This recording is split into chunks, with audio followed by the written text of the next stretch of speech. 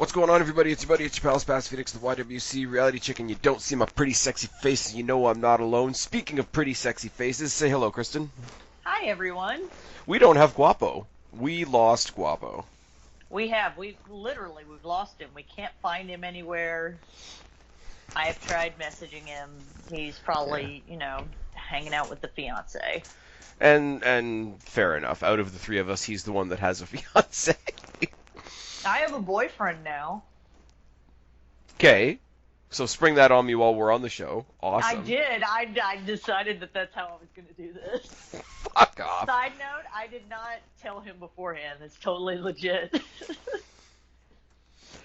So now I just sound like a loser. That's awesome. That's a great way to start a video. But, we're sorry. We're talking well, about... if you'd like to start again. No, it's fine. We're talking about Stomping Ground. This is about par for the course. Yeah, so if you guys haven't figured it out, we're here to talk about Stomping Ground. We're doing this a day late, which means it's going to go up super late on Saturday, or on Friday night, or probably early Saturday morning, depending on all your time zones and all that crap. I am holding out ridiculous, unrealistic hope that this show has to be better than it looks.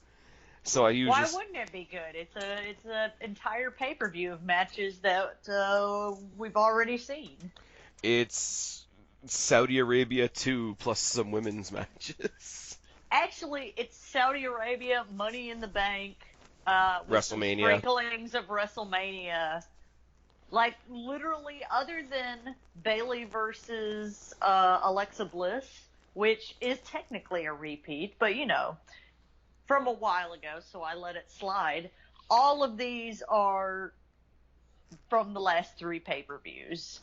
There is one other big exception, and we'll get to it because I do think there is one dark horse match on this show. I said this, and it's not even in any sort of way where it's like, oh, well, it's the continuation of a feud. It's just like, no, we're just going to do this match again because nobody watched Saudi Arabia because Undertaker and Goldberg is basically sad. Oh, I feel so bad. It was sad. It was very sad. Did you watch any of it? No, because I No. was going to, and then was told that it was very sad. Okay. No, because I was going to say, I know you didn't watch the pay-per-view, and as I've said in multiple videos at this point, I think you and Guapo didn't. I did. Everybody sort of... The Saudi Arabia thing is one of those... So this pay-per-view is made specifically for us.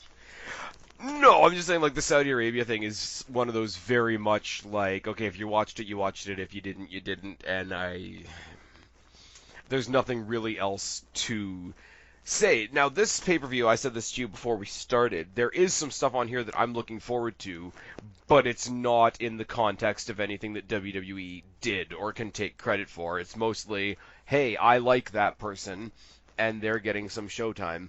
Now, I was going to start off this video, honestly, with, just to underline how super ridiculous the show is. I was going to go through and, list off all the people that aren't on this show, and it was way too long. But I do want to point out that the Raw Tag Team Champions, the Women's Tag Team Champions, and the Intercontinental Champion are all off this card. We have no Revival, no Iconics, no Finn Balor. Yeah, because why would we want to put titles on the pay-per-view? Because I will say, though, the Saudi Arabia show is what it is and whatever, but I will say one of the highlights from that show, not surprisingly, was Balor versus Andrade. I mean, was anyone, like you just said, was anyone surprised by that? Yeah, it is legitimately weird that the Andrade Zelina Vega package is such a package that when she's not there, it is really, really different. Like, the whole dynamic is different. But the match itself was great. So you would think, an easy three-point shot would just be to put a rematch on this card. And that's the one of the rematches that we would have been like, okay, I can live with that. Most people didn't see it in Saudi Arabia, so it's new. But they didn't do that. Unless there is a injury to one or both of them that we're just not aware of. But, I mean, Andrade's been attacking Apollo Crews on SmackDown for reasons, ? I don't really know. I would have loved to see that again. The Iconics are in a weird situation because they have to face. I refuse to call them the Kabuki Warriors. They have to face Kairi Sane and Asuka in a house show in Japan to see if they get a title shot at some point. That's a thing that's happening. And the Revival are champions, but they're not on the pay-per-view. I would just like to start off this thing. I was just talking to Spaz before we started recording about how I'm going to be completely honest with all you guys. How I've been keeping up with wrestling lately is What Culture, Spaz, and whatever videos that they put on YouTube that, quite frankly, sometimes I don't even watch the videos. Sometimes just the title of the video is enough for me to be like, all right, I know what's happening in this feud based on just the title of this video. And how fucking sad is that? You know what? On that sad note, we're going to talk about the first match because we're going to talk about the cruiserweights, so you know we're talking about the kickoff. Nobody watches 205 Live. I don't personally care about Tony Nese, who's the current champion. Akira Tozawa is entertaining, but that's about it. And the third component in the match is Drew Gulak. Now, Drew Gulak isn't a character that I particularly gravitate to because his character is that he doesn't have very much character, but more to the point, he's been like dipping his toe in NXT and just like smashing out 5-star matches out of nowhere with the likes of, I'm gonna forget what his goddamn name is, the new Kushida, who just debuted on NXT, who's awesome, and he does the whole Back to the Future thing, which I love. And he showed up on NXT to have a random match with Matt Riddle, and then he came and had a second submission match with Kushida. So it's one of those, I don't care about Nese as a champion, I don't really see Tozawa as a challenger, but I don't want to see Drew Gulak become the Cruiserweight champion because I kind of want them to put him on NXT. And the way I think of it at this point is, like, they're doing the whole, and this is a whole different topic we could tackle probably a different day, but they're doing, like, the wild card thing between Raw and SmackDown. Like, NXT UK, and 205 Live have been doing that forever. Occasionally they'll just move a body over because, hey, this is going to be a really good match. Yeah, they've been doing the, quote, wild card rule without needing to establish that there's a wild card rule. Without it being a thing. But it's the whole... It works for those because it doesn't happen all the time. The problem with on Raw and SmackDown is, specifically for me, my problem with it is that SmackDown is becoming, again, something that I don't want to watch, because why would I want to watch, 10 minutes of wrestling and then, like, the rest of it is a recap of Raw? It's becoming what it was when there wasn't a brand split. It's becoming sort of Raw Light / a recap show. And even that is, we're seeing the same people over and over, whether you like that or not. Like, you see Kofi Kingston on every show, you see Seth Rollins on every show, you see whoever they're feuding with. So you see, Shane McMahon, Drew McIntyre. You're seeing the same guys over and over and over again, just doing the same feud over and over and over again.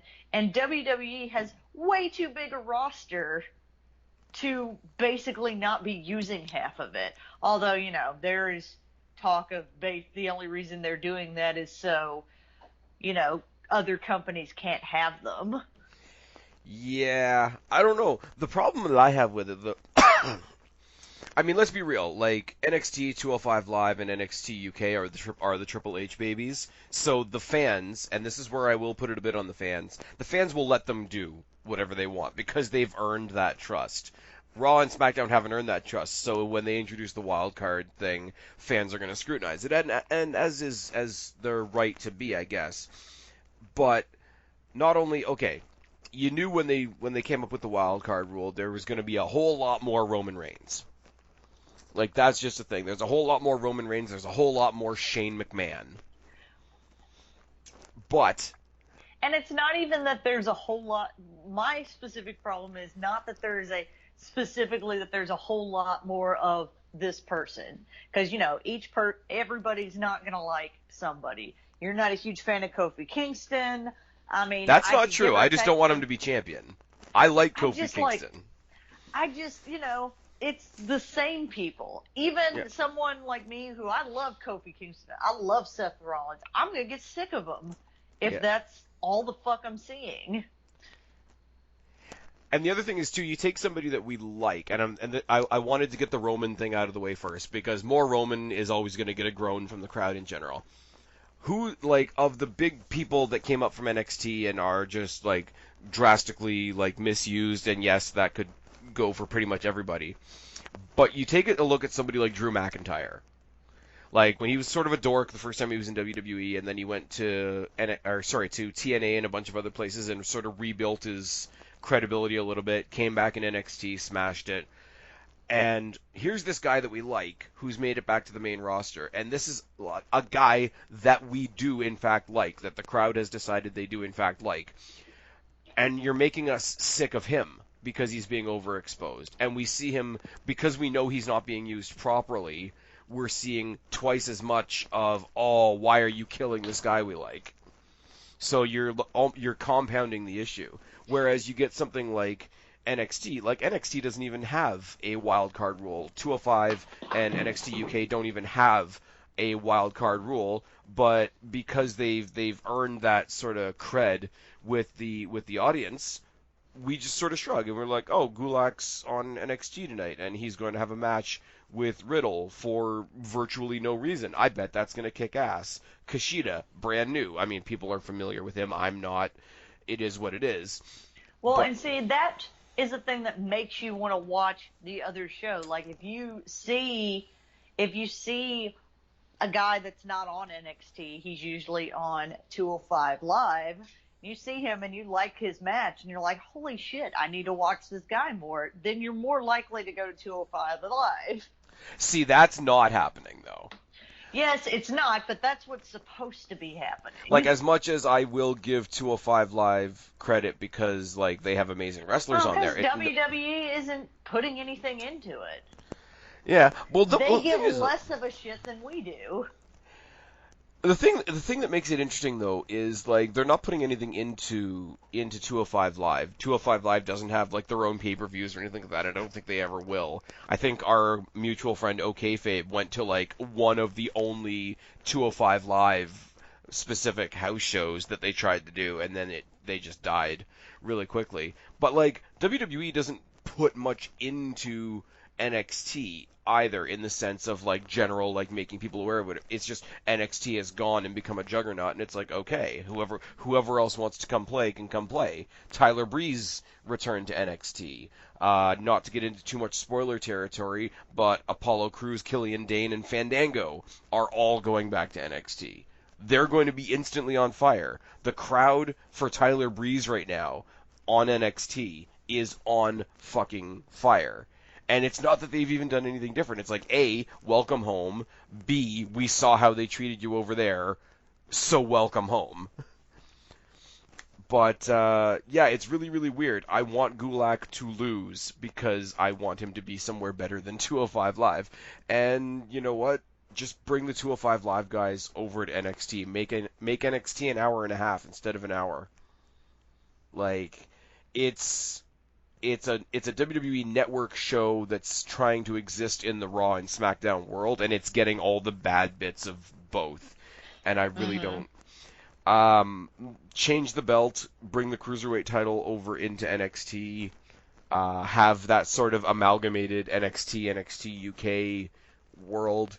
I mean, I saw NXT UK for the first time this week in a couple of weeks just because I've got behind on it. And I've always said on this channel the one thing that's going to fall by the wayside if I don't have time is the UK reviews. But they did something. It wasn't very super spectacular. They're live from the Download Festival over in the UK.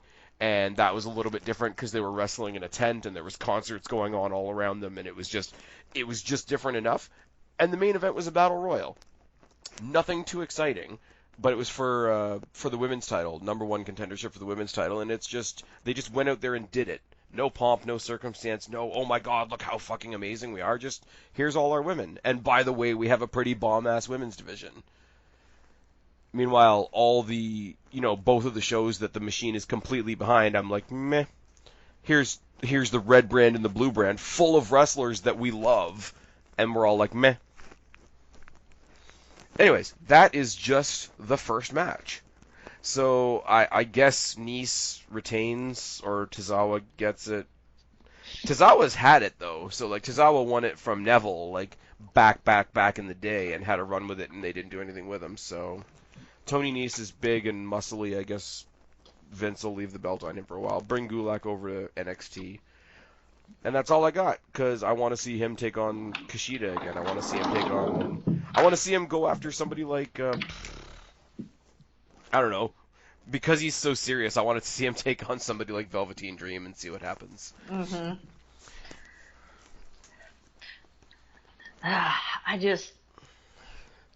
I'm trying to muster up some give a damn about this pay-per-view. Oh yeah, I told you, like, the pay-per-view is Also, crap. I walk around this room, my younger cat has decided that right now is the time that he's going to go into full spastastic mode and just start running, sprinting for his life throughout the house for no reason. I'd like to say that I'm a spaz, and I don't see myself sprinting anywhere. Now, you're just spaz. He's an actual spaz. There's a difference. So does that make me counterfeit spaz? Yes. This is how much we care about the show. We're talking about Kristen's cat. Your name is Spaz. You aren't a spaz. It's different.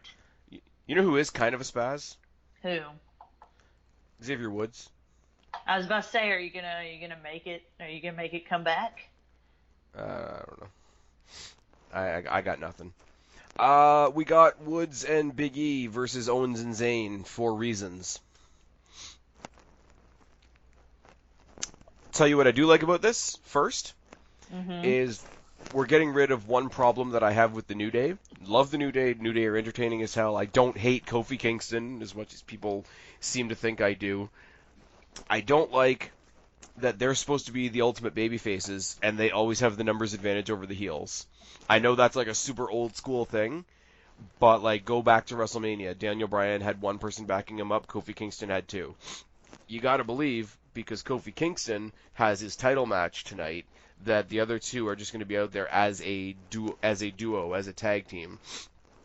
I also like the fact that we're getting Owens and Zayn on the pay-per-view, period, because they're hilarious. And Kevin Owens is doing a great job right now of making fun of the WWE, showing up on Raw and being like, hey, I guess I'm the wild card tonight, whatever that means. I mean, it's just kind of a wink, wink, nudge, nudge. Like we're in on it too. Yeah, like not even subtle though. If you look at it from a dynamic point of view, though, like it's not a tag team match from the tag team division. It's like these are people that exist outside the tag team division. You've got 2/3 of a faction and two singles wrestlers that happen to back each other up. Like I don't see Owens and Zayn are a great tandem. But Owens and Zayn are not a tag team. Owens and Zayn are individual wrestlers that bring backup to every match, and it just happens to be the other guy. A lot of thoughts going into this that it's going to be really quick. A lot of thoughts, mostly from our friends at What Culture, saying that Sami Zayn is getting a little bit of punishment booking right now because he ran his Syria fundraiser alongside of the Saudi Arabian pay-per-view.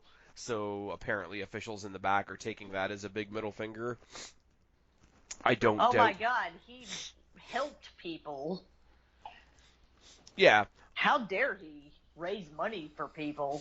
Yeah, but I mean, like, I want to say at the same time that WWE just generally sort of sucks at pushing them and doing anything with them properly. So you don't think they're malicious, you think they're just dumb?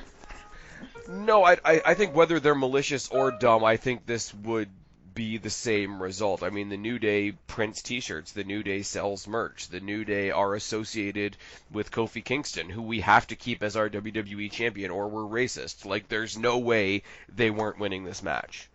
I think the reason that Sami Zayn and Kevin Owens are going to lose could be various. Either it's because they don't know how to book them, or it's because they're being punished, or both. But that being said, there's no worth in this match, so these guys could just go out there and like fuck around and have fun. And I don't think it'll go long. I think it'll be a couple of minutes, and Sami Zayn will be kind of made to look like an idiot. Kevin Owens gets to go out there and say whatever he wants, so I don't know how punished. Wait. You mean Sami Zayn hasn't been looking like an idiot already with his stupid, like, randomly mentioning AEW for no reason? That was funny. I did a whole video with Guapo about like all the things that are great if AEW does them, but like they're super bad and childish if WWE does them. I Um, think it's all childish. oh, it I is. thought It's childish on both sides, but I was just I more thought talking the about the throne bias thing. of wrestling fans. I thought the throne thing with that Cody Rhodes did, to be like, look, I'm smashing this throne that looks vaguely like the one that Triple H, like, has vaguely looks like, something that Triple H would be on. And see, you know what? For all the talk of they're like, we're not really at war with WWE. We're like doing our own thing. We're being a different thing from WWE. There's a lot of like, we're at war with WWE going on.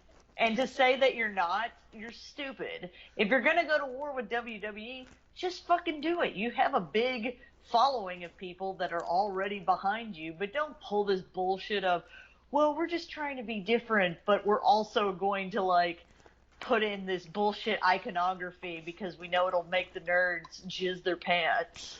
And see, you know what though? The funny thing is, that's not my problem. I get what you're saying, and I get that there's a little bit of hypocrisy there. I don't have a problem with what they did as a person that can be petty at times. I know, surprising. I look at that and I'm like, oh, okay, that was sort of a cool, sort of a sarcastic, shots fired Well, I'm moment. just saying, if you're going to be petty, then be petty. Don't be petty and then be like, we're not being petty. You're being fucking petty, and that's fine.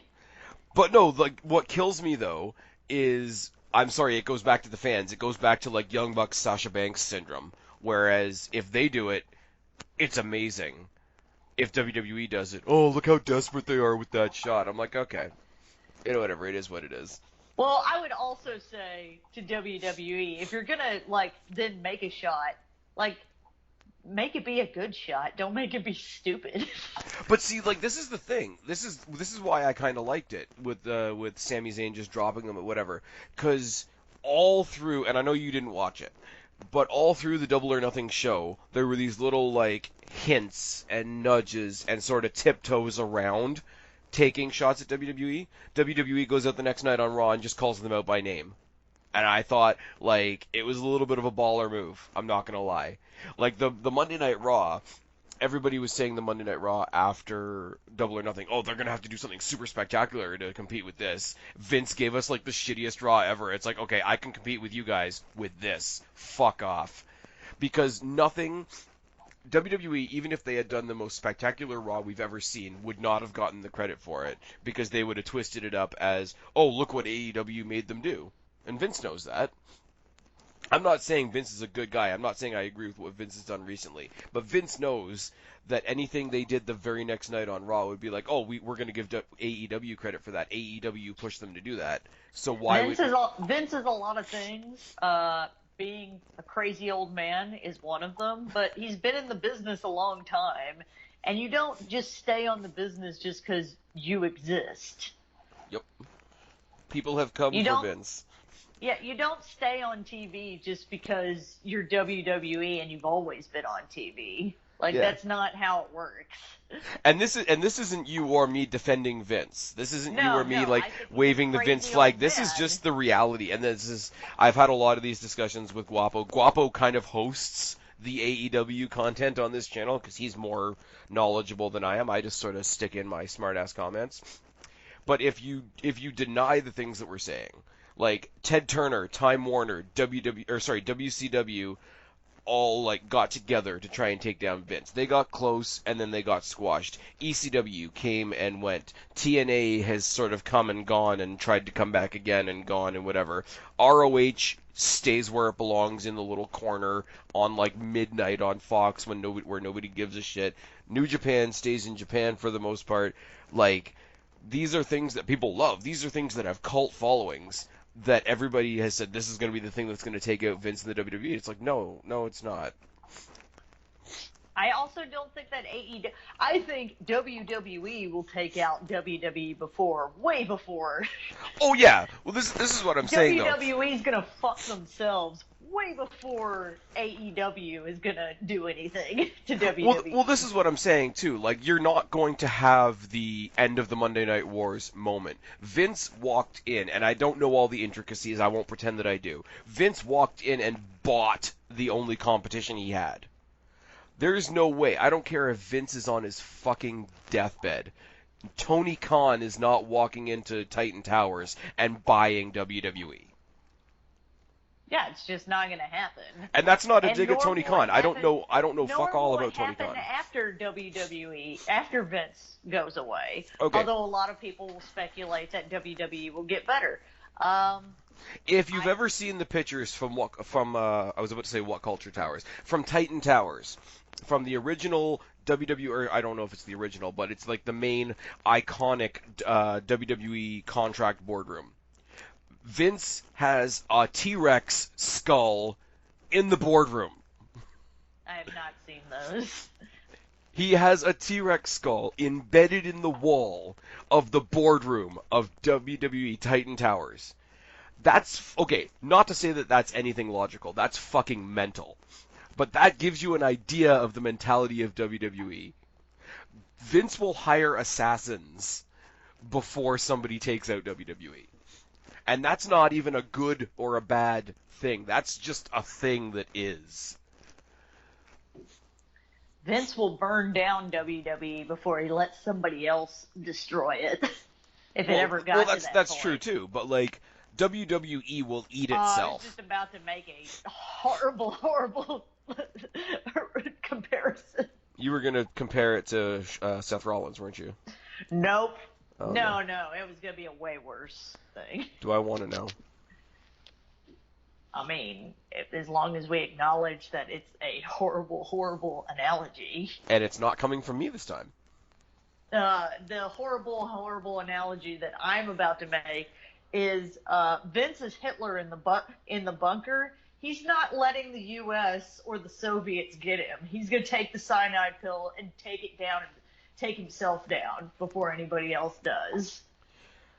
I mean, not to build on that even more, but like all the competition we just talked about, the literal American government came after Vince McMahon. Mm-hmm. And he's still standing. I don't care how much money Tony Khan has. I don't care how pretty people think Cody Rhodes is. You're not a government. Not even my problem with AEW. I want AEW to do well because if they get a TV show, I can watch wrestling again. Because right now, I'm like staying on top of WWE specifically for this show that I do with Spaz. Just for Spaz. Otherwise, fuck it. I don't care. You make it sound like I'm holding you hostage. He is not holding me hostage. I keep hoping one day that he's gonna be like, it's WWE's good again. And I mean, I should be I've said this hundreds of times. I should be the easiest person to please. I started watching WWE in 2007. John Cena had the Spinner Belt Championship, and I remember the first episode of Raw I watched. It was him and Bobby Lashley with podiums in the middle of the ring, and John Cena uttered those semi-famous lines of it. And worst of all, I never learned to read. I kept watching after that. You know what's sad?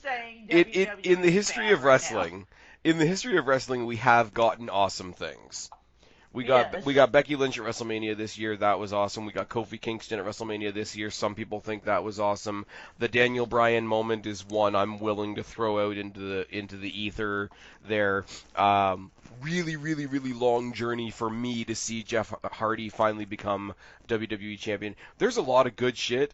We don't remember that. We remember I never learned to Learn to read. read. I kept watching after that. We remember Santina Marella. Oh, unfortunately, yes, I do remember that. Oh, and then earlier, what was it last year when Sami Zayn did it even worse because he did the whole Bobby Lashley's sisters thing? That was kind of hilarious, but in the worst way, in the train wreck way, in the one that It was you can't hilarious look away. in the train wreck way, and then it was hilarious in the SJWs have got something to get something up their butt about, so let's watch how this plays out now. And I know we've gotten way off track from the pay-per-view, but I just like Oh, that's what these we things are make for it, now. Yes, well, we make it. I feel like people take what we say and they're like, you guys are just hating on AEW because it's like, Absolutely not. The counter cool thing to do. I don't know what the fuck. I want AEW to do well, but I also don't want to put it up on this fucking goddamn pedestal that like it's Jesus Christ of wrestling and is gonna save us all. But see, that's the context problem that I've been having since AEW became a thing. Guapo and I, we did the review, and it went out. I also like if AEW is gonna take shots at WWE and be the Monday night, bring back the war on WWE, then just fucking do that. But don't do this whole, we're not at war with WWE, but you fucking are, because clearly you keep taking pot shots from the back. Yep. And there's a bunch of things, and this is where people, I think, either misunderstand or intentionally misunderstand my point about AEW. I did the video with Guapo. We talked about all the things at Double or Nothing, and I enjoyed the show. I thought the show was a riot from beginning to end. The Rhodes Brothers thing was great. Jericho and Omega was great. The Casino Battle Royal thing that they did was a really cool concept, and I just pulled out a couple of things that I still enjoyed, but things that were, either a little silly or didn't quite make sense or whatever, but you let it go because it was still good.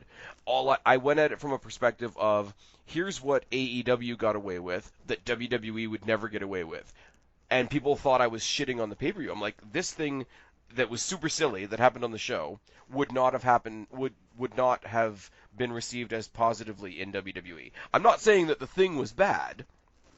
Like you got. I would say, on the contrary, the pay-per-view was very good, and for all the shit that we were talking, in good fun shit, where it was like, until you have a pay-per-view, AEW is a t-shirt company, like. And that's not a dig; it's just true. Like, okay, have you seen any of the show? Yeah. Oh, you did.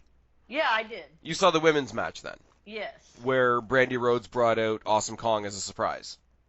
Yeah, fuck yeah, because I love Awesome Kong. Which is awesome, and nobody's taking anything away from that. And now I'm retreading stuff for people that have listened to that video, but whatever. Now, in AEW, the power structure is Cody, the Bucks, Kenny, and Brandy. WWE comparison to that is Vince, Shane, Triple H, Stephanie. If Stephanie McMahon came out in wrestling gear, making it look like she was entering a match herself, and then at the last minute put in somebody that had nothing to do with the match, say a Charlotte Flair or whatever, it would have been driven into the ground. It would have been the worst thing ever. It would have been, here's Stephanie McMahon making herself the center of attention again. See, I would have argued that just because, like, it would depend on who the person that wasn't even supposed to be in this match was. If it was a Charlotte Flair, I would probably shit on it because we see Charlotte Flair and everything. But if it was like, because Awesome Kong used to be in WWE, say they brought somebody back.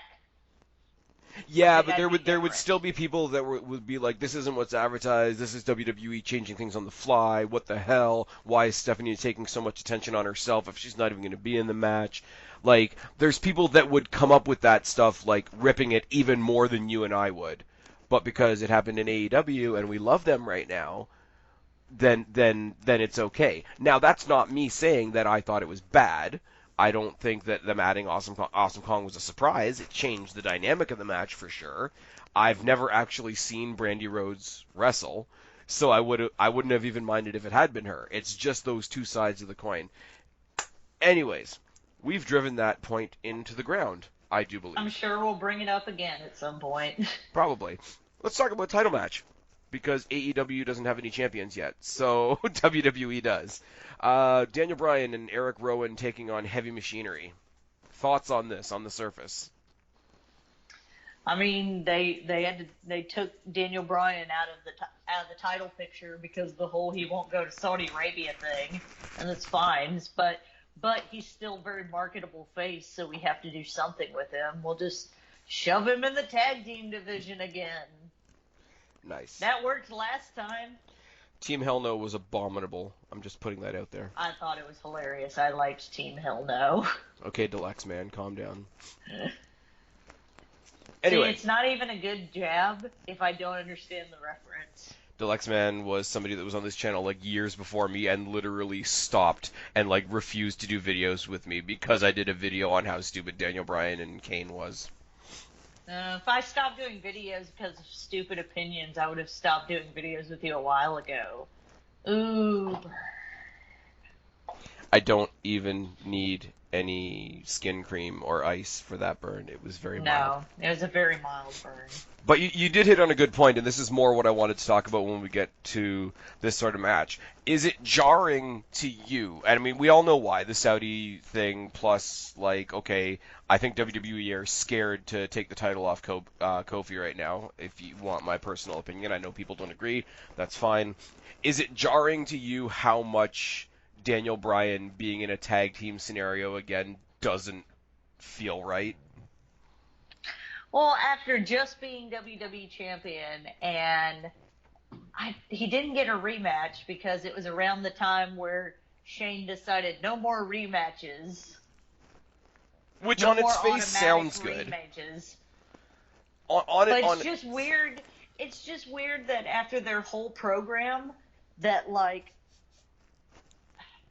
it shouldn't be weird though. It shouldn't be weird that after Kofi Kingston has his grand defeat over Daniel Bryan, who's been telling him you know, he's never won the big one, and all the same shit that they told him when he was when it was the Daniel Bryan storyline as opposed to the Kofi Kingston storyline.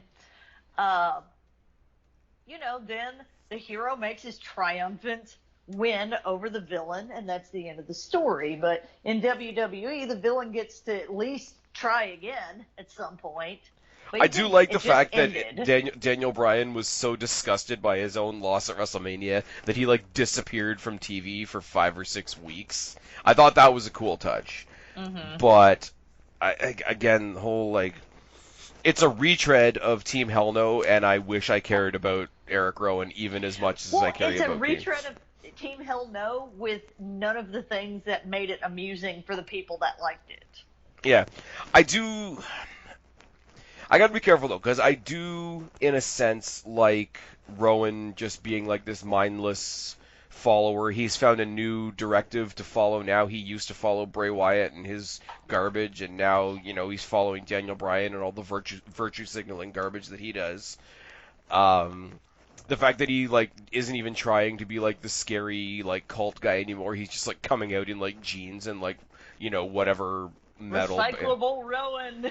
Yeah, but he's almost like a big giant raven in the sense of like he's just coming out in sort of like not ripped jeans, but like jeans and like whatever heavy metal band he thinks is relevant. Is it hilarious that when you said Raven, I assumed you were talking about he's following the next shiny thing, which is Daniel Bryan, and not Raven the wrestler is where I went.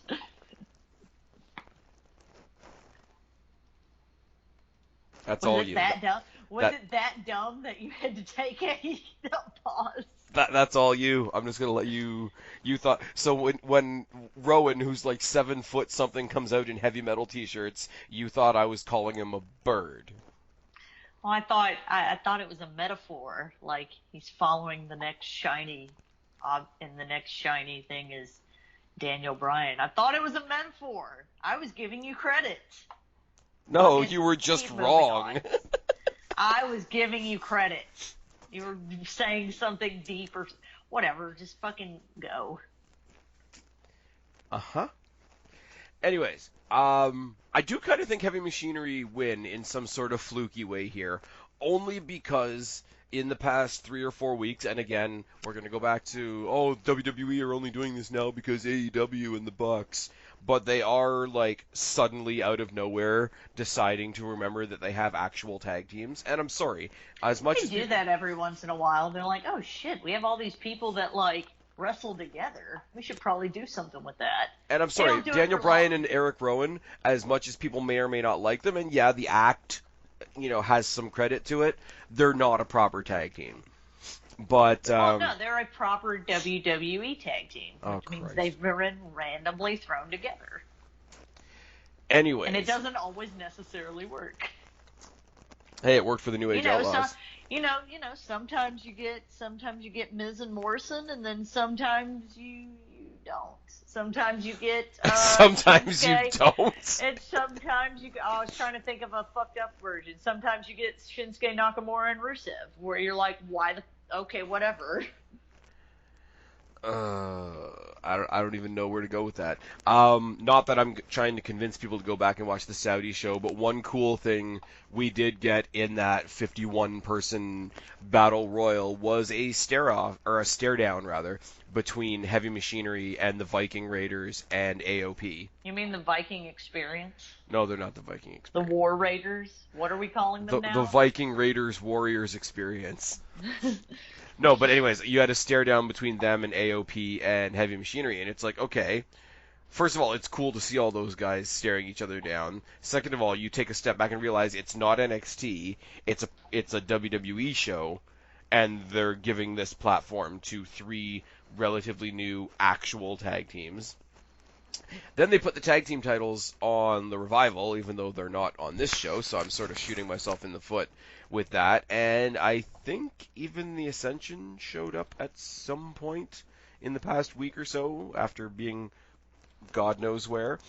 So I'm pulling very, very small strings out of the air, but if they want to do some of these, like, Battle of the Giants type tag matches that they can do with these huge teams, I think you put them on Heavy Machinery, and Heavy Machinery are good. Heavy Machinery are a fun team. They are what Enzo and Cass could have been if they weren't, like, legitimate, like, real-life car crashes right now. Like, Cass is having Beyond heart that. attacks in crowds, and Enzo is getting, like, Enzo. false rape allegations. So... Enzo is Enzo. It's not even about that now. It's about the fact that he's trying to ride the pony of, look, WWE wronged me, and he doesn't realize his 15 minutes is over. And he bought a ticket. No, what I love, and I am going to stick up for this, because I do support Enzo, because he got fucked over hardcore. He did get fucked over, but that's life. Everyone gets fucked over. That can't be your main selling feature. I don't know. I got a lot of sympathy for that, because there's people that don't come back from that shit, and those stories end sad. I'm glad the guy's not dead in a ditch somewhere with the shit beaten out of him, if I'm completely honest. But that is very much a separate topic. Aren't we happy that most people aren't dead in a ditch somewhere? I feel like that's a very low bar. Well, no, but like when you have false allegations of that type of seriousness, there are people that are going to be like, well, you're guilty until proven innocent. And then that's when you get vigilantes and Me Too movements and shit, and people happen to, like, fall off the face of the map. Oh, that they were never here. Anyways, my point being, when he went How do you put vigilantes and the Me Too movement in the same? That is not for this video. Let's move on. Because the Me Too movement is a vigilante movement. Anyways, no. Not all of it. My point See, being... now you're gonna make me go into it. I was trying not Nope. to go into it. Nope. All I was going to say is when he did buy himself a ticket to SummerSlam to try and, like, get himself some attention in the crowd, and he made Get himself over. Yeah, he tried to put himself over in the crowd, and he tried to get the people doing the chant, and it just didn't work. But, like, if you see him getting His taken... 15 minutes are over. No, because they cut the cameras to everywhere else in the building but that. But he had the T-shirt made up, and it was a mock-up of the old Enzo and Cass "How You Doing" T-shirt. Hmm. And I got to give credit to Michael Hamflet, I think, from What Culture. And it's like it was a mock-up of the "How You Doing" shirt, and it just said "I'm doing great," and it's like that's the saddest T-shirt ever. No, you're not, man. You are not doing great. You are not doing great. I really want Heavy Machinery to win this, and it's not for my typical like sort of wanting to make fun of Daniel Bryan thing, but I do think they're generally a fun team, and there has to be. This might not be the place to get it, but there has to be a place where they give us a little building block of something to fight the idea that floats around right now that nobody from NXT that ever comes up is ever going to get anything ever. Because that's not a false idea. Right now, it's completely true. They need to at least give us a little tiny building block towards breaking that idea down. And I don't mean giving EC3 a Universal title shot tomorrow, because that's ridiculous. But you need to start. And I think Daniel Bryan, who's really, really good at putting other people over when he wants to, could do that for Heavy Machinery. Just the way he acts so disgusted by their mere existence, I think Hmm. he could do a really good job like selling the devastation of getting beaten by a team like this. I think it'd be really good. I don't think they're going to do it, but it's what I think they should do. Um Moving on, speaking of the guys that we see on Raw and SmackDown, now we got Roman Reigns versus Drew McIntyre. And I don't really have much to say other than the Shane McMahon like new version of the corporation needs to fuck off and die, and they need to stop wasting Drew McIntyre. They are wasting Drew McIntyre. It's not even that I wouldn't even like the storyline with him and Roman Reigns. Like, I thought the first little bit of the feud when they brought him back was, a little easy, a little low hanging fruit, but still, it worked.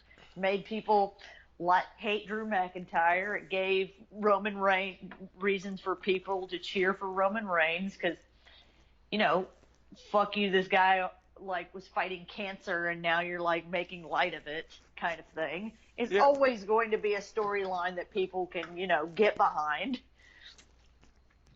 when it comes to the hero, not the villain, clearly.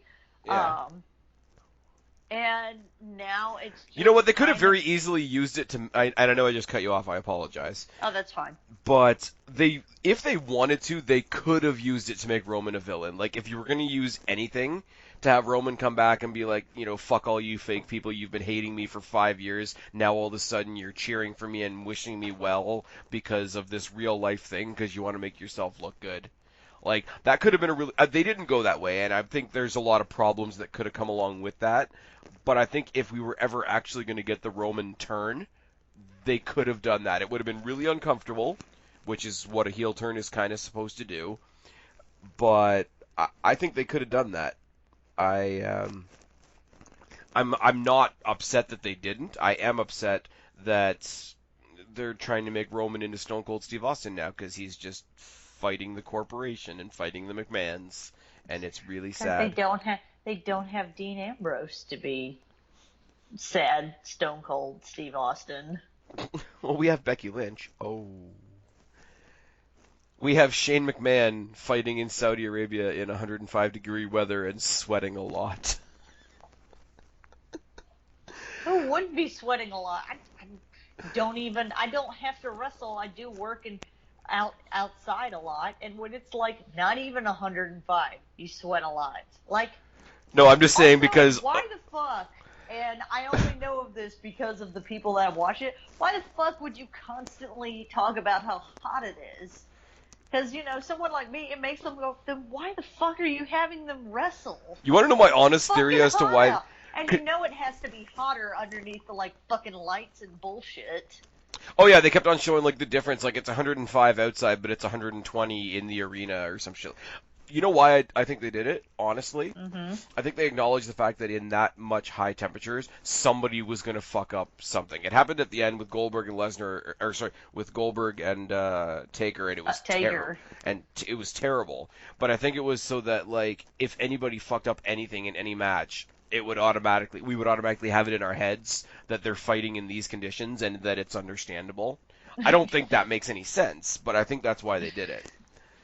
But I'm just saying, like, you got Shane McMahon, who, and once again, I'm going to divert to what culture, he's just the sweaty man that needs to wear a t-shirt to wrestle in optimum conditions. And then he decided to have a match with Roman Reigns in Saudi Arabia.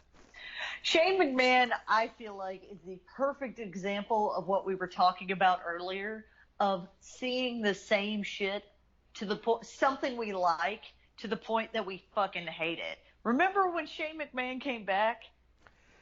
And we see, were like, I don't even think, I don't even, but much okay. better than Stephanie. He's got the charisma that Stephanie just doesn't have.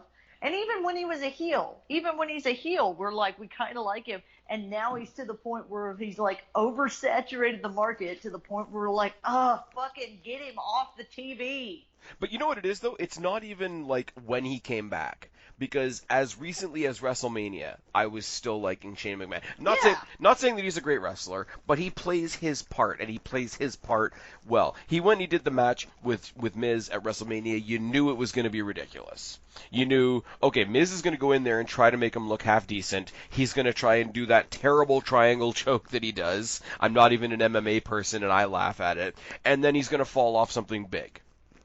Like, you know what a Shane McMahon match is. Even when he was younger and he was like in the like ministry and the corporate ministry. Those are what he is to the point where, like, remember it was like maybe a year or two ago when like the helicopter he was in fucking fell out of the sky. Oh Christ! And he like got out of it, and everybody like made a meme of it, of him being like, "I've prepared for this my whole life."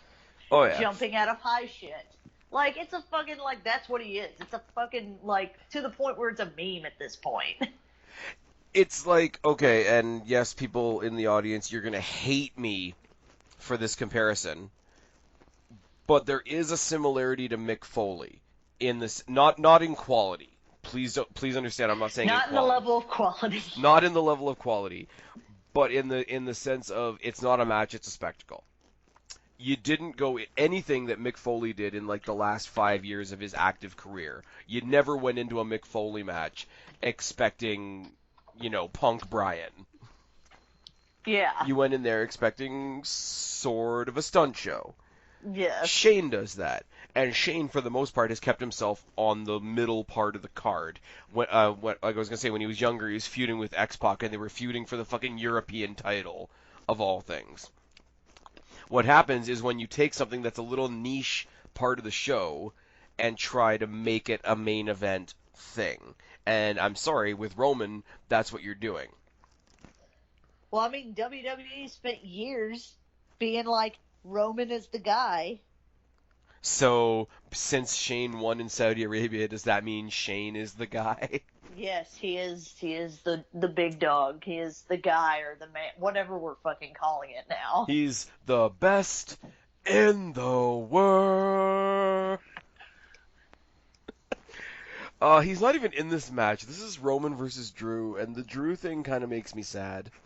Like, Drew should be like Vince McMahon, WWE, Land of the Giants, where Hogan and Savage and Andre all reign supreme, right? Mm-hmm. A guy like Drew McIntyre should be the easiest win in WWE. It's people are saying it similarly with Lars Sullivan, but there's a whole lot of other issues that go into that.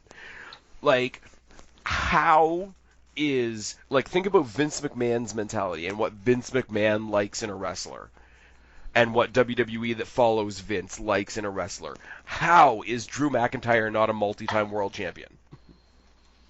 He's just never gotten every time they reinvent Drew McIntyre, it works for a little bit, and then they, like, give up on it. But it comes down to an even simpler thing than that, to me, I think. Since his rebirth, since he went away, came back to NXT and then came back up to the main roster. He's been a badass. He's been a wrecking ball, but he's always been somebody's bitch. He came in the team with Ziggler, who we're going to talk about later. He came in and he was part of the Dogs of War, which was terrible. And now he's just Shane's goon. He is to Shane McMahon what Big Boss Man was to Vince.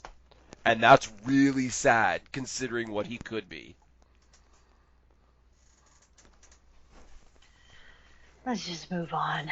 I think he's going to win, because I think what we've heard, the ultimate rumor is they want to do Roman and Shane one more time at SummerSlam. And I don't want that to be true, because that's not something I want to sit in Scotiabank Stadium and watch. I've heard the ultimate thing is Shane McMahon's going to win the WWE title. I'm not going to lie, I'm going to laugh out loud if that happens. Because the entire world will lose their shit. I probably won't. I will probably be like, that sounds right. Why not? I promise you this right now. Like, it's like a little close. Not quite as bad. But it's like the closest WWE will come other than when Vince won. Didn't Vince win like a Royal Rumble or some shit like that? Vince won the ECW title, decided to throw on a do-rag, and called John Cena the N-word in front of Booker T. There's nothing it's Vince like wouldn't that do. level. There's nothing Vince to the wouldn't. point where it's like, so what the fuck ever? Like, oh man. I mean, I will tell you this as somebody that's not watching WWE, as somebody who's not watching a lot of WWE right now, this will not make me turn on my TV. I can promise you right now, if I am sitting in Scotiabank Arena in August in the middle of SummerSlam, because I'm going, if I haven't mentioned that already, I swear to Christ, if the match is Shane versus Kofi in Toronto and Shane McMahon wins, you will get the longest prolonged YouTube Live, Twitter Live, Facebook Live, me just cackling like a psychopath for at least 5 minutes live from the arena.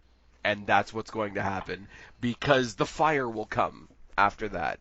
Like, it's going to be a much bigger version of when Sheamus booted Daniel Bryan and won the world title in like 10 seconds or whatever it was.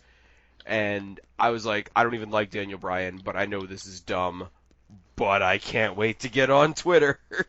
It's going to be the live in-person version of that. Just like, it's as somebody who is still trying to keep up with the product and everything, but I don't pay for the network. I don't add to their ratings. You know, every once in a while I'll add a YouTube click basically. Yep. It's not a thing that's gonna make me go, oh, WWE's getting good again. I should probably start watching. I'm going to 4 WWE, but in total 5 wrestling shows in Toronto that weekend.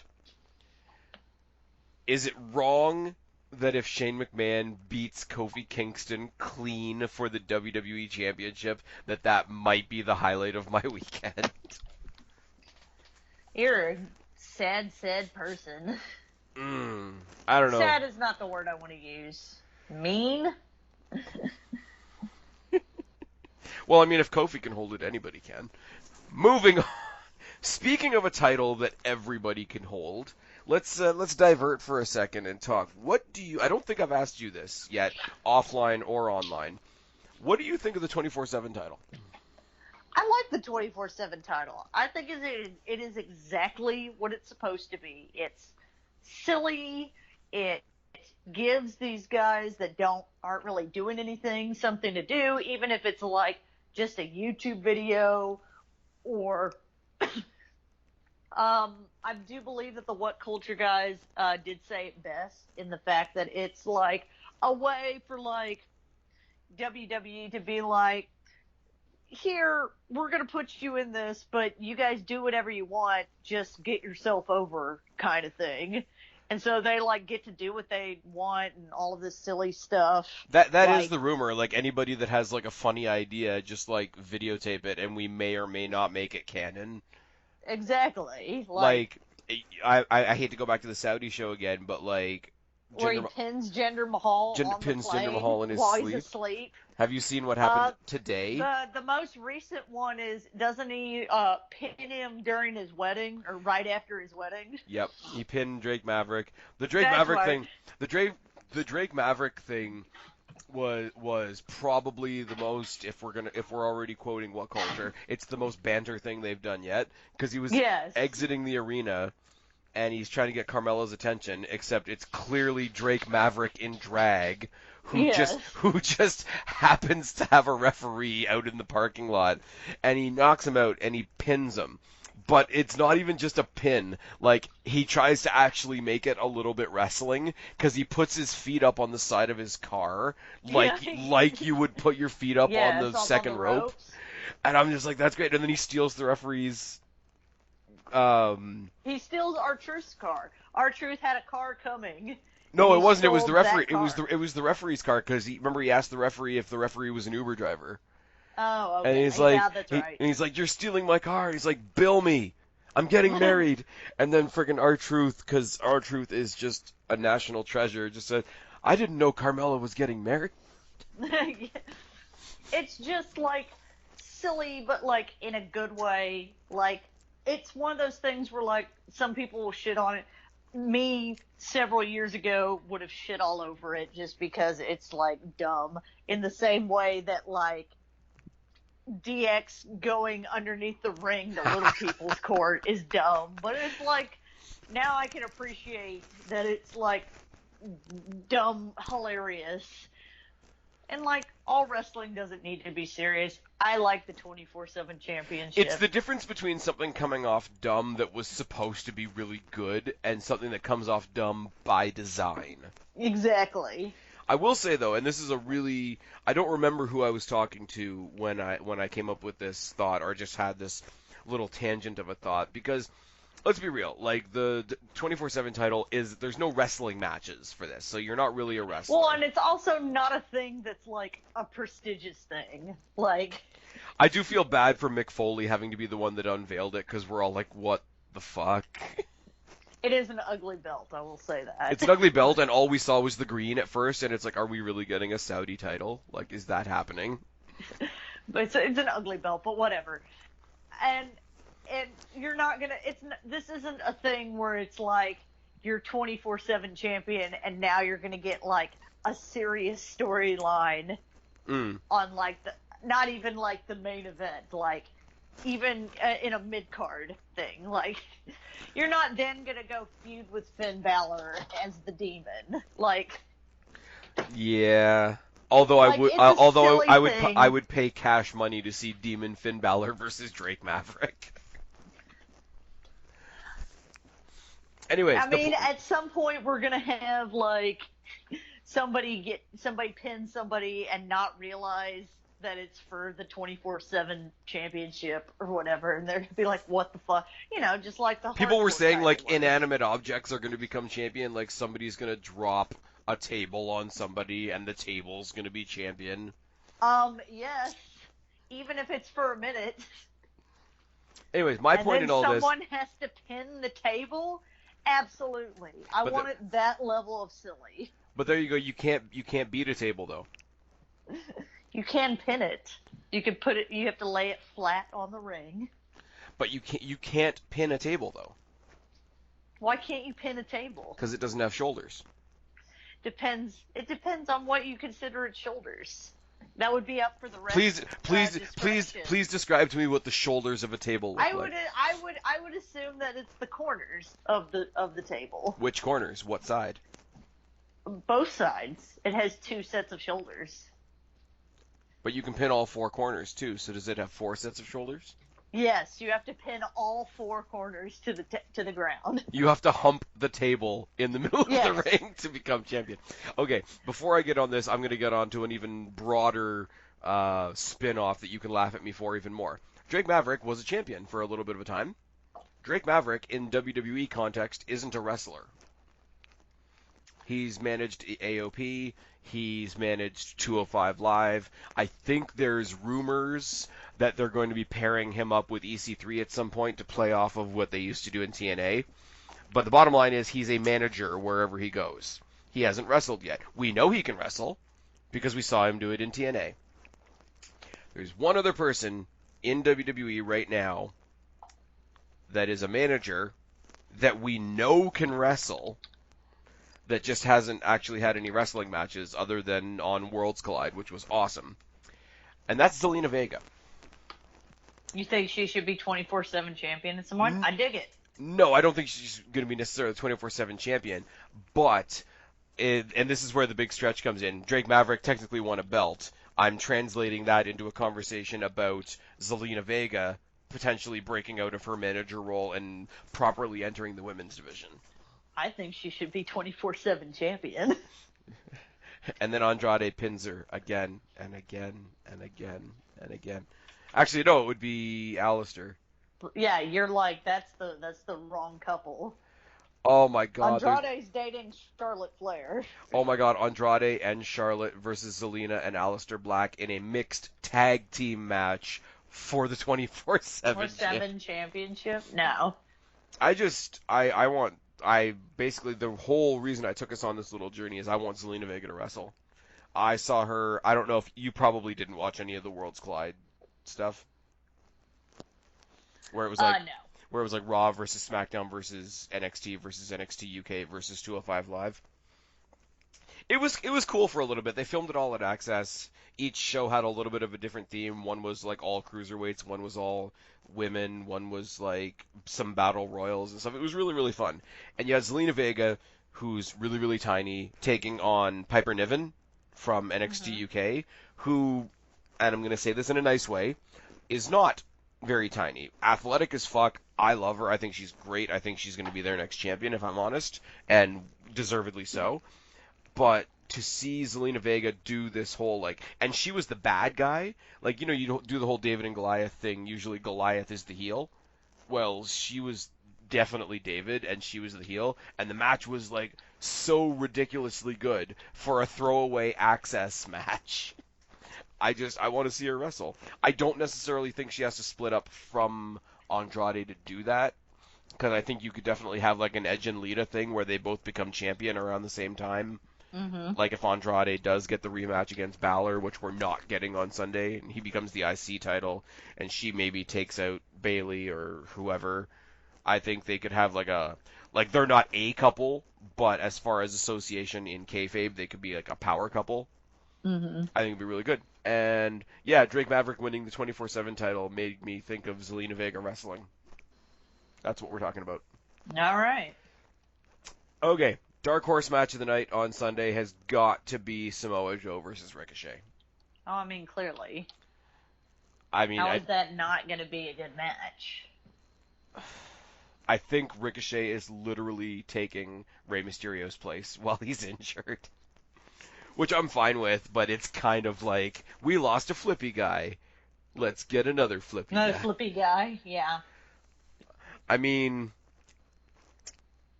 Ricochet, I'm not going to stay too long on this. Ricochet also is apparently the latest victim of some video leaks. So there's a lot of I have not heard about this. how to put this delicately. Apparently there's a solo video floating around somewhere in cyberspace of Ricochet basically treating his rear end like a bowling ball. Oh, that didn't go how I thought it was going to. I was like, if you're just saying he's masturbating, just fucking say that. No. Nope, the other thing. I have to give full credit to Joe Cronin and Jake DeMarco and our friend OKFabe, because I think it was on Out of Nowhere that I first heard about this. And I just if you don't watch the Joe Cronin show and you don't watch Out of Nowhere, go watch it. By the way, just not for stuff like that, but just in general, those guys are hilarious. And our friend Connor is part of that team, and that's really really good. And then, you know, they broke the news of, you know, Ricochet apparently having some finger blast time, and I'm just like, what are we doing with life at this How point? did he film that? Do you really want to know? I mean, no, but I'm just saying, like, Are you morbidly fascinated? Is that what's yes, happening? I am morbidly fascinated because of the idea that, like, this wasn't like it. I haven't seen the video, so I don't know. So it's not I like, didn't go look so, for it. Let's be clear on that. well, like, I'm like morbidly curious about it just because I'm like, is it somebody else filming him, or did he like consciously go and like set up a camera, uh, do the shit, and then and then Nice like choice of words, by the way. exactly, and then like be like, all right, and now I'm done. End recording. Like the mindset of doing that. I just. This is why sometimes we shouldn't have internet. Oh, Like it's the idea now we're nope, now I'm going down this rabbit hole. The idea of that is so strange to me. Unlike when, you know, the Seth Rollins things happened where his ex fiance like was like, look, now I'm going to like send out dick pics because the idea of send out the dick pics that he sent to me. The idea of that is like, well, he's sending that to like a fiance or a girlfriend or something because you know that's a thing that couples do, and, and I but the mean, but the like idea that unless we're trying to imply that we Casey did. Catanzaro is into some really weird shit too. I was about to say, was it a thing where like he sent this to somebody, or is it just like a I'm going to save this for later? This is this is how little The I care about this pay per view. the implication of I'm gonna save this for later is just because it's I don't know whether how common knowledge it is, but apparently he's a thing with Casey Catanzaro, who's like one of the girls from the second Mae Young Classic, who's also amazing by the way, and it's just like I I don't know if this is how weird I am or a representation of how little I care about this pay per view. you're thinking of like the physics of it. Not the physics of it. Why? Why would you record that? Like, I want to know the purpose of the video. Was it sent to someone, or was like I said, was it a I'm gonna save this for later? Also, was there a person involved, or did he like set his camera slash phone up I a think you little should tweet pause? him and ask him how he choreographed his video. I think I do. I want to know how it was choreographed. Did he get a person to do it? Just the idea to me of somebody, like, in my mind, he sets up his camera, and then there's a moment where he pushes record, and then he pushes and something then else. walks into screen, does his thing, and then walks off screen, and then you hear the phone get picked up as he's pushing end, and then he's like, all right, hang on, I have to edit these parts out now. I have to edit the part where He's the he's going after Finn Balor's gimmick. He's the new extraordinary man that can do extraordinary things. This is how little terrible. I care about this pay per view. This is way more interesting to me than the pay per view. Which is sad because this is the actually like the better match. The other thing that, you know, because I'm a terrible person with a terrible sense of humor, we saw what Paige and Brad Maddox and Xavier Woods did to the old NXT Women's title. Do you think they want to put a belt on Ricochet after this? Nope. Absolutely not. I mean, it's a pretty shitty time for this to come out. It really is. Oh, God. In all honesty, I feel like an asshole right now because this is going to be a fucking fantastic match. Like, the entire round of matches that he's had on Raw with Cesaro has been fucking amazing. Samoa Joe's a great heel. Samoa Joe is the closest thing we have to Tommaso Ciampa currently in the WWE. And he is nowhere close to Tommaso Ciampa. Yeah, but how close does he want to get to Ricochet? uh, See, I don't even care about that part. I mean, he's just doing his own thing. You gotta. what is life? If that is what he's into, cool. That does not bother me. That's None of it no. bothers me. None of it bothers me. No, I'm but you're fascinated thinking by about the idea. choreography and the logistics of the camera equipment. That's amazing, I'm thinking actually. about like I said, it's the idea of him like, okay, hang on, I gotta set up this camera is fucking hilarious to me. Is there a moment before the said action starts where he has to like push record and then push end? Why are you asking these questions? Mostly because it amuses you, but okay. It does, yes. Yes, it does. Okay. This is going to be a good match, aside from all of the weird questions that I am asking. I think this is, in all honesty, like, we remember TNA back when it was good. And, like, the high points of the X Division when you had, like, AJ Styles, Christopher Daniels, Samoa Joe. And Samoa Joe did the whole, I'm going to prove to you that I can be a cruiserweight even though I'm not a cruiserweight. I think this is a really cool opportunity for him to have that kind of match. Mm-hmm. Like like I don't think of it. There's anything much more terrifying than the idea of Samoa Joe hitting somebody with a suicide dive. I don't think on the main roster there's anything more terrifying than Samoa Joe at this point. This is true. Like, it should be Braun Strowman, but it's not Braun Strowman. It is definitely not Braun Strowman. Anyways, I honestly, other than the fact that this match came out of nowhere literally this week, so there's not much build, and it is literally a holy crap, how good is this match going to be? I wish it was for a different title, because nobody cares about the U.S. title. It's kind of sad. Well, I wish there was a possibility he would actually win. Not saying that he should actually win. Do you think there isn't one? I don't think that there is a possibility that he's going to win. See, I would say that, except for I'm going to say the same thing, and not that they're the same at all, but I'm going to say the same thing that I said about the Heavy Machinery match a while ago. I really do think they are going to give us something to try and quell that, like, WWE doesn't do anything with their call-ups idea.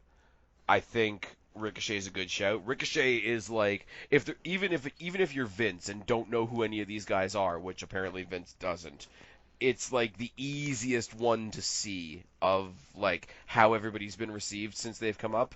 I don't think any of them have been as universally like embraced as Ricochet has. The last person I can think of would probably be Finn Balor. Like, people embraced, like, Aleister Black and Ricochet as a tag team because they're like, okay, this is kind of what we're doing right now. Heavy Machinery's fun. Nikki Cross, they don't really know what they're doing with. Everybody loves Ricochet. So if they're gonna try and give us that moment and not too much too soon, because like I say, the U.S. title isn't exactly a lot. I think it could be a good move for them, even if it's just to shut us up. And like, I'll take that because I like seeing people that I like succeed.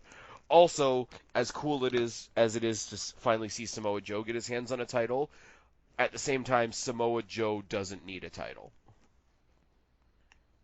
Or if he does need a title, I would love to see him pick up the IC title.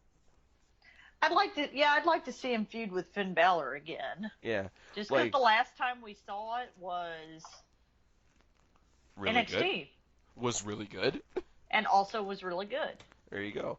But I don't know. Is it weird that like I don't think Samoa Joe needs a title, but if he does need a title, I don't want it to be this one. But yet this is the title I want to give to Ricochet because it's a start. Because everybody kind of moves up one, if that makes sense. Everybody moves up a slot. Everybody moves up a slot. But then what do we do with All right, Balor? let's Because let's Balor ain't getting we've into. been doing this for like an hour now. That's We've fine. put way more time into this pay-per-view than it deserves. Okay, to be real, most of this time has not been spent talking about the That pay-per-view. is very true. You're choreographing Ricochet's extracurricular I'm not activities, choreographing. and I'm I'm not shitting on suggesting a AEW. I'm not suggesting how he should choreograph it. I'm curious as to how it is because I'm not going to go watch it. One, because I think I'm sure he didn't mean for it to get out, so I hope it's not a thing where somebody like broke into his whatever and got the video, like, all the shit recently has been happening. I was gonna say, all kidding aside, like if that is the case, this is just as bad as like what's happened to Paige and some other people. It's exactly as bad. I would like to also take this time because there are several guys that I know who, if I were on who have had this argument with, who are like, well, if you don't want that stuff getting out, then you shouldn't do it. To which I'm like, that's kind of the same thing as if you don't want people to like steal your car, you shouldn't have a car. Well, the more apt comparison would be like lock your car. Exactly. But even then, like, it's like if somebody stole your car, even if it's locked, that doesn't mean that's not still a crime. Yep. And I'm sorry, like as unpopular as it is to say, whether it's a guy or a girl that it happens to, the only way to make it not happen for sure is to not do it. Yes, but And that's not to say that they're to blame. You shouldn't shame people No, for no. doing it. No, that I But, don't. But I don't think that's shaming. I think that's just a fact. Like, and we're gonna quote Crowder here. Like, there's only one way well, to. maybe not shaming, but like, you know, what's the word that I'm gonna use? Like making it like it's their fault is what I'm saying. Oh no, it's not their fault. Victim blaming, I guess. Okay, Like, really, you really, shouldn't have really, had that. really shitty metaphor in comparison. What's the best form of birth control? Don't have sex. There we go. That doesn't mean you're bad if you have sex. That just means that other shit can happen. If you want to go and blast your asshole on camera, that could go somewhere. It's not a popular thing to say, but it doesn't change the fact that it's a very true thing to say. Feel bad for Ricochet, because I like Ricochet, and I hope he succeeds, and I hope he doesn't, like, poo on the belt or something, because that would be really weird. Moving on. That was a stretch of a joke. No, I think more of the stretching is happening on Ricochet's end. Again, that was also a stretch of a joke. Becky Lynch versus Lacey Evans. Do you have anything to say about this match? No. Okay. I don't have anything bad to say. I don't have anything to say. I would rather go the direction of I really hope Evans loses because I don't like her, and I would much rather talk about, like, who should the next challenger for Becky be. Do you not like her gimmick, or do you not like her? I don't think she's good in the ring.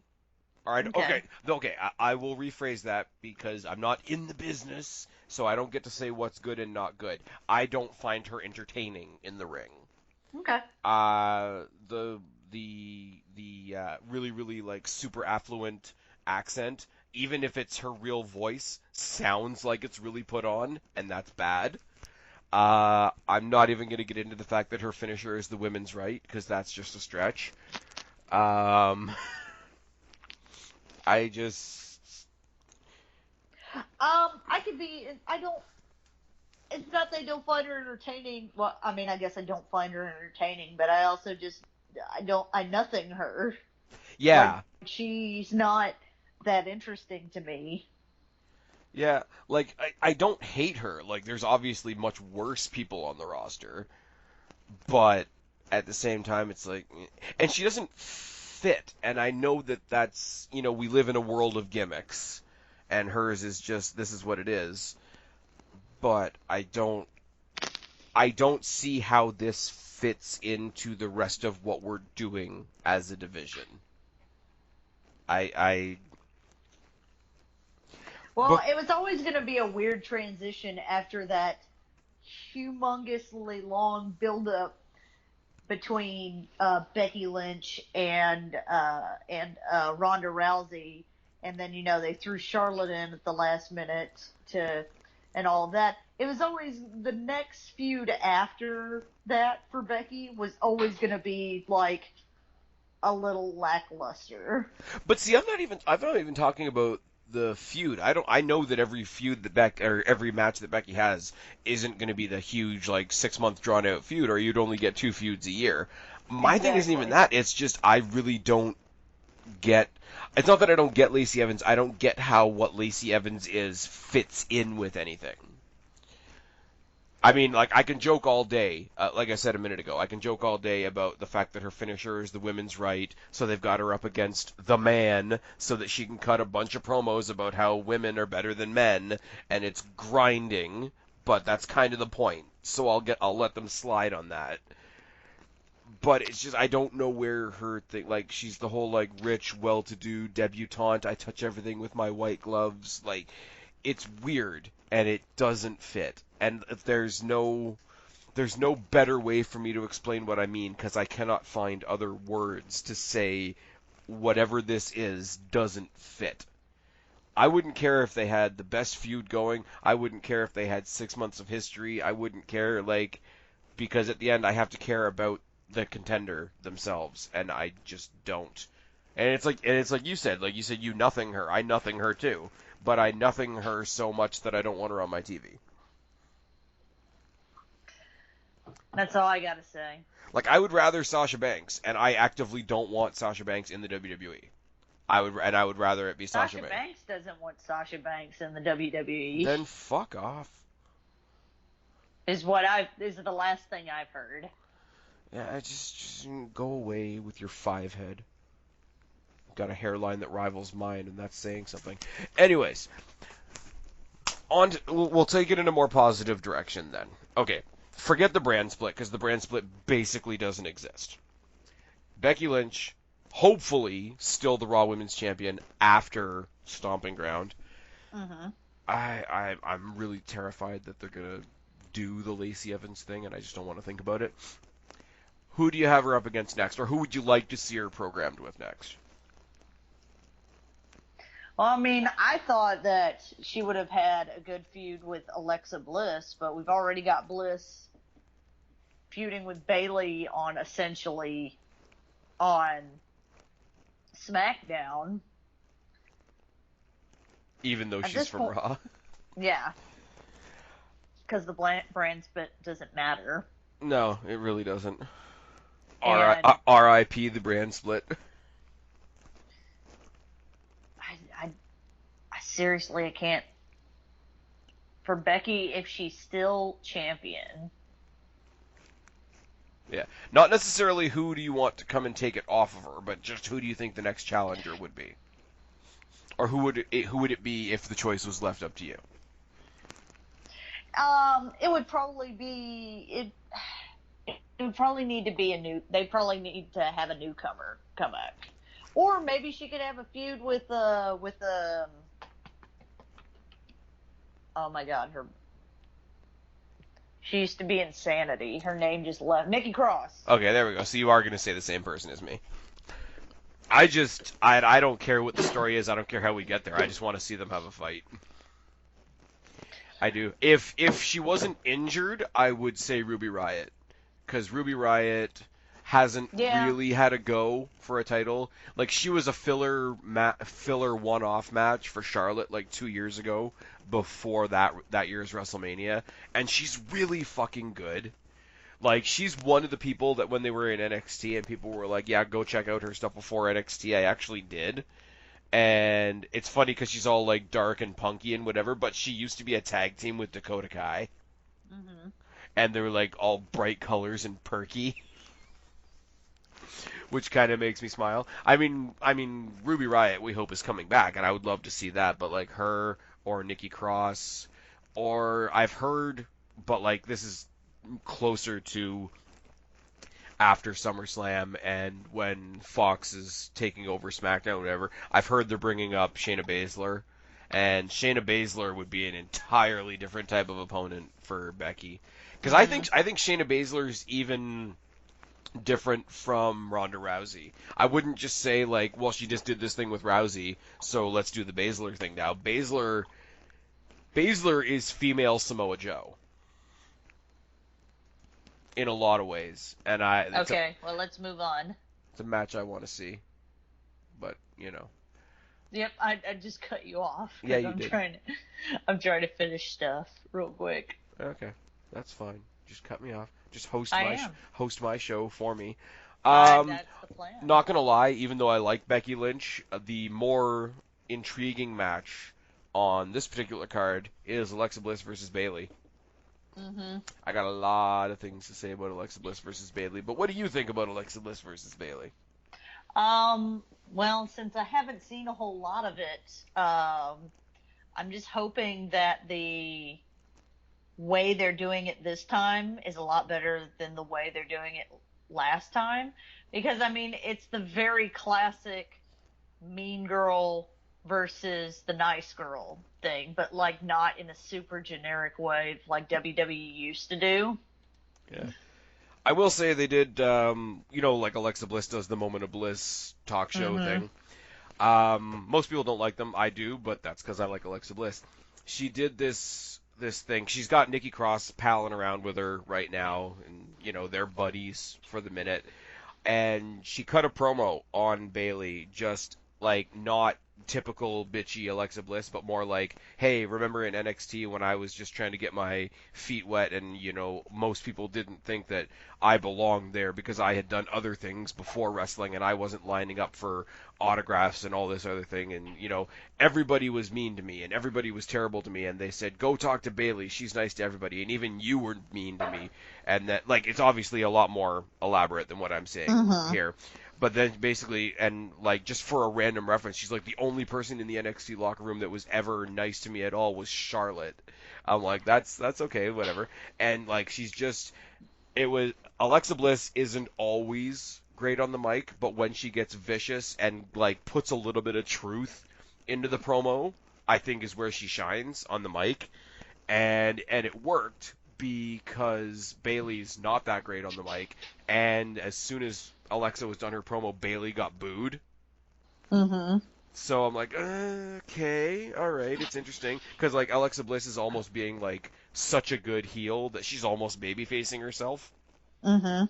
So we get a couple different things here. There's a rumor going around that they might do a double turn in this match. Okay. I don't think it'll work, but I do want to see it because they've been trying to, like, ever since like Sasha went and fucked off and they put Bayley on SmackDown, they've been trying to give her a little bit more edge. But you can't take Mhm. this super like googly babyface chick and like just give her a little bit of edge because it sounds like a kid trying to be cool. Mhm.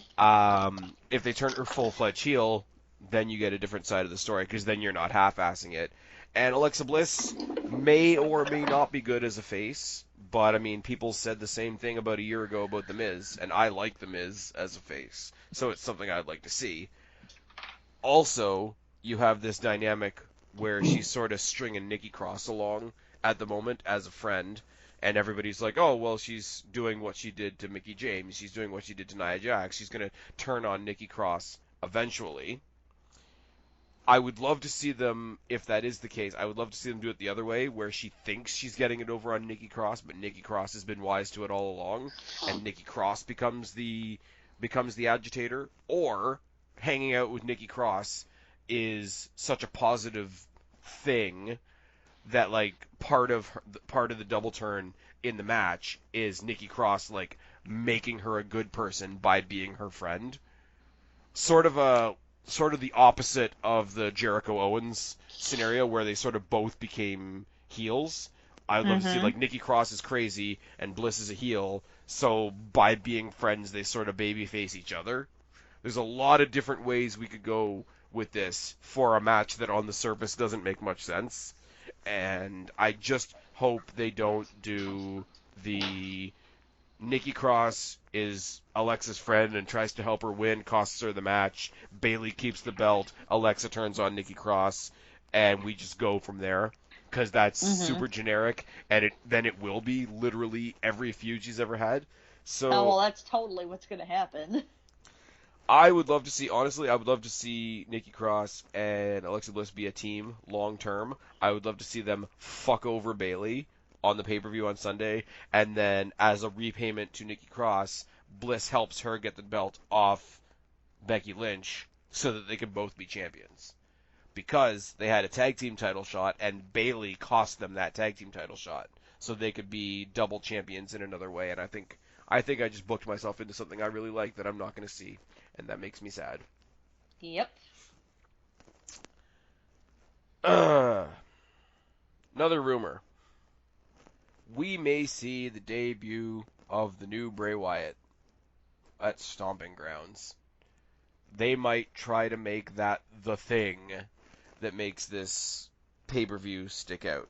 Now, you're not watching much WWE right now. Have you seen the Firefly Funhouse? I've been keeping track of the Firefly Funhouse. Everybody just talks about how awesome it is, and I just think it's like weird, but I think that's also the point of it.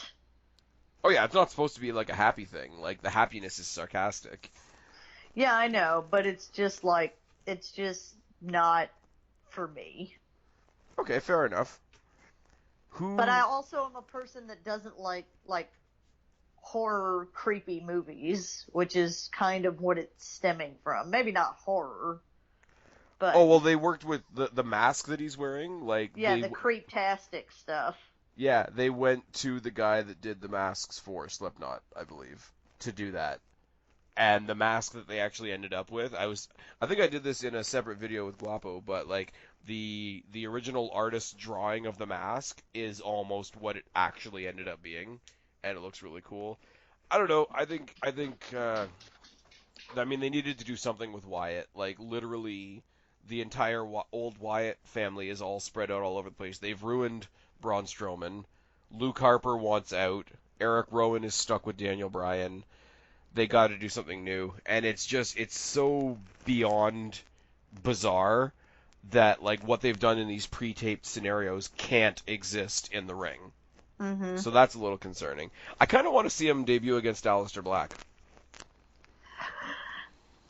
I just it's a I'm trying to get my words together.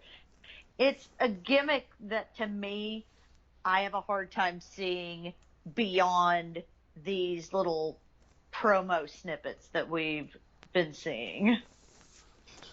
Yeah, I mean, oh, I totally lost my train of thought there. Um, Sorry. it's gonna be hard to translate into the ring, but I think they just need to decide whether like he comes out to the ring as like the fake like happy guy or whether he just comes out as the Fiend. If he comes out as the Fiend, and you've got Aleister Black who's been doing these like backstage vignettes like begging somebody to pick a fight with him, who better than just Bray Wyatt, who's insane and looking to fuck with everybody? Be like, okay, you want somebody to start a fight with you? I'll start a fight with you. And Aleister Black is weird enough in his own way that they could just do a thing, and it wouldn't have to be for a title right away, and it wouldn't have to be like, Well, and I feel like the end of that feud would hurt both of them. well, I wouldn't do it with Aleister Black this early just because neither of them. I wouldn't. Establish isn't the right word, but it's established because the Bray Wyatt gimmick hasn't been established in the ring either. Now, I mean, we've seen Aleister Black, but have we really? we've seen him in a tag team. Yeah. And I went back and forth on this, but I like the tag team with him and Ricochet. But I mean, he had to go over to SmackDown because that's where Zelina was, because that's where Andrade was, because that's where Charlotte was. Yeah. That whole chain was really weird. But I mean, I think if you were gonna do with these two, because I think the two sets of promos that they're doing really do mimic each other, you would have to have it where the first couple of matches that they have didn't have a result, because you couldn't, because they're the sort of supernatural, creepy, alternative type characters. You can't really have a face and a heel. I think you put them out there for a couple matches with no ending and see what the crowd does, and then maybe either completely go with the crowd or completely piss off the crowd and go from there. Like, I really don't think you can choose in advance who wins or loses that. But that being said, I don't know who else on the roster right now. You have Wyatt, unless you have him debut and like fuck up Seth Rollins, Maybe. which is a thing that could happen. Anyways, we got 2 more matches left, and then we all need to go to sleep. Mm-hmm. Ziggler versus Kofi, rematch from Saudi Arabia in the steel cage. Ziggler is really, really sad because he's a great wrestler, and I really, really, really wish I could care about this match, and I Well, don't. everybody's given up on Ziggler because they realize that's like not gonna be. WWE's given up on him, so why would we continue to believe in him? Yeah, and that's true for a lot of people. I just think, like, Ziggler is like the epitome of that, though. Ziggler's the epitome of that, but he's also the epitome of, like, how is somebody like him in that spot? Like, it would have been very, very. And yes, I know we hate the conversations of, hey, so and so is going to be the next so and so, but how do you not look at Ziggler and think, okay, there's our next Shawn Michaels? Because he's good. Except the point of the next being the next Shawn Michaels is that like Shawn Michaels actually like became something. Ziggler's been stuck in the same place for years, and clearly if WWE was going to pull the trigger on him, they would have done it by now. Yeah, I don't know. It just boggles my mind because you look like two years ago, SmackDown. You had Ziggler, who nobody really cared about at the time, Miz, who nobody really cared about at the time, the IC title, which nobody really cared about at the time, and you put those 3 things together, and they were the best thing on that paper. I don't even remember what pay-per-view it was, but like they pulled like a nothing out of their asses and made it like the best feud ever, virtually based on like, okay, Ziggler can't beat me. Oh, but Nick, now he's going to put his career on the line, and like, as I say, 2 guys that we weren't really paying attention to at the time, and a title that nobody cared about at the time, and they literally made it awesome out of nowhere. People that can do that should not be people we're overlooking, and I know Ziggler's not going to win, and that makes me really sad because not only do I want him to do cool, awesome shit, I really don't want Kofi Kingston to be champion. I just really don't. And this is where the people come at me in the comment section and tell me I'm racist or whatever. I'm like, Kofi's great. He's just in the wrong spot. I kind of want Brock Lesnar to just hop into the cage and fuck them both up and just take the WWE title, and it'll be fine. But, I mean, Kofi's going to win. You think there's any chance of anything else happening? No. Alright, fair enough. Like, we got through that really quick because I wish I could be happy about it. 2 wrestlers that I like in a match that I really like, and I don't care. It's also kind of weird that the WWE title is being fought for in a standard cage match, because we have so many other things, like the Elimination Chamber, Hell in the Cell, etc., etc., etc., makes the original small, like, steel cage match feel like a mid-card stipulation. I don't know. New Day probably gets involved. Maybe Zayn and Owens get involved. Probably some bullshit. I really don't care. And then we have the main event of all main events. It's Seth Rollins versus Baron Corbin with Baron Corbin's special surprise referee.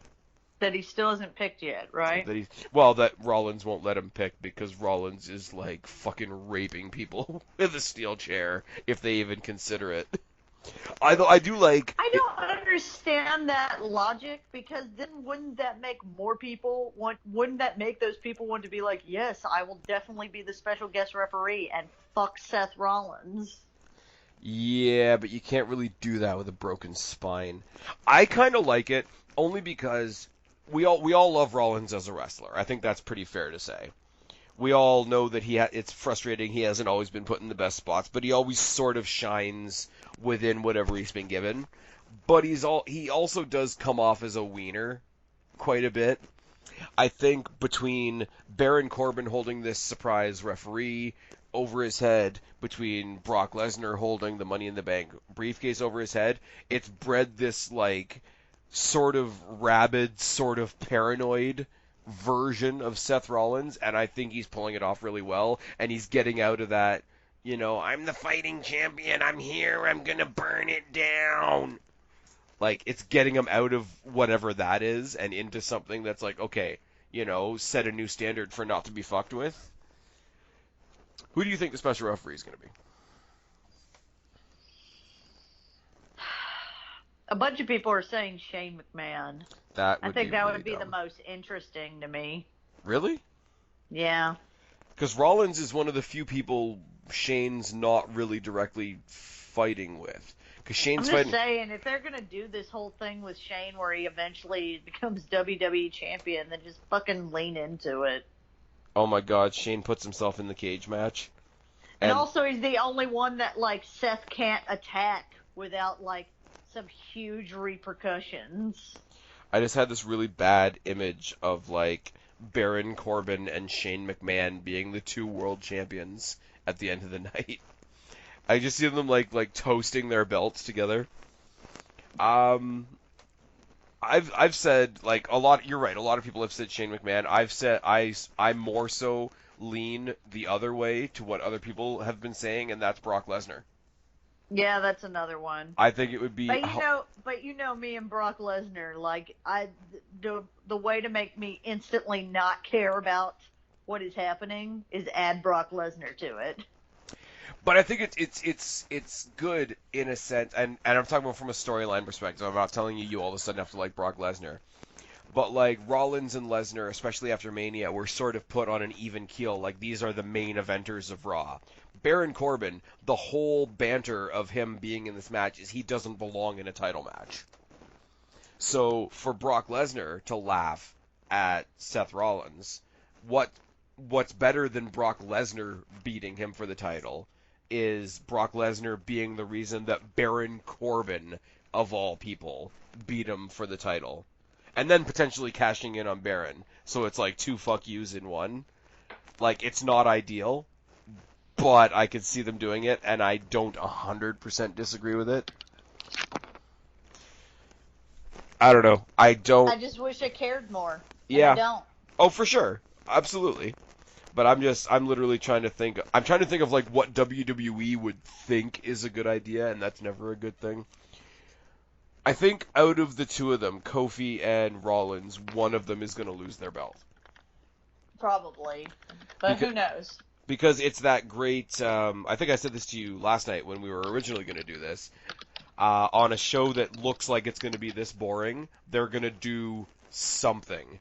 It's either going to be like they're going to pull a positive surprise out of their asses, like, oh, for no reason at all, we're going to make Joe versus Ricochet the main event, which would be kind of awesome. Or it'll be like, let's turn up the bullshit to 10. And either way, we'll have something to talk about. I really think we're going to get more bullshit, but it'll give us something to talk about. I couldn't care any less about this pay-per-view, and that is not a good thing. And, like, that's even beyond a, like, oh, this is a nothing pay-per-view, like, I mean, there's literally no other pay-per-view that is less nothing than this one. Great Balls of Fire. But that one was, like, stupid, at least. This is, like, not even that. So you're saying you're looking this pay-per-view in the face and saying you're not even good enough to be stupid. Yeah, basically. That's depressingly on point. In a couple of weeks, I'm going to be doing previews for SummerSlam, for TakeOver, for the Destiny show that I'm going to, and I'm going to have a lot to say. I had to come up with some stuff to say for us to say in this video because, let's be real, as much as I'm trying to hope for the fact that we're going to get something either ridiculous to talk about or awesome to talk about, we're going to be asleep. We're going to be asleep at the end of this show. I know I will be.